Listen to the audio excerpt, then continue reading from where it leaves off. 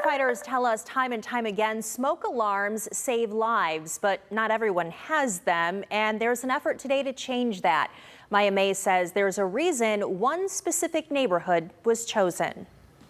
It was big, yes. That's how Central Toledo resident Yolanda Fischer describes the deadly fire from earlier this month.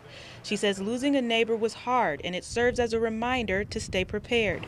It got kind of scary, you know, for someone to just come out right where you live in and set the house on fire, whatever, you know, and those people didn't bother anybody, you know, it was scary.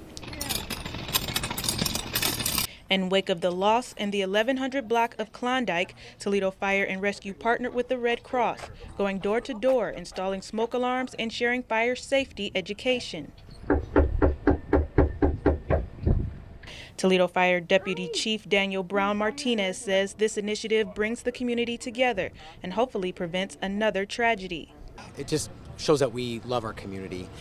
I know every firefighter to the marrow cares about humanity, and when we're out here, as you can see, we have volunteers on their days off to come out and help install those life-saving devices. The director of the Red Cross says the program started in 2015, and members will continue to go door to door because they see the impact it leaves. And we are here to install smoke alarms. If you are in need of them, we're happy to install them for you. For us, we enjoy it. We enjoy sitting down with folks. We enjoy meeting people. And people are generally very, very grateful. Date today, 8:30. When we leave and say, you know, thank you for making my home just a little bit safer. Now Fisher has 3 new smoke alarms and says she feels more prepared after talking to the fire safety professionals.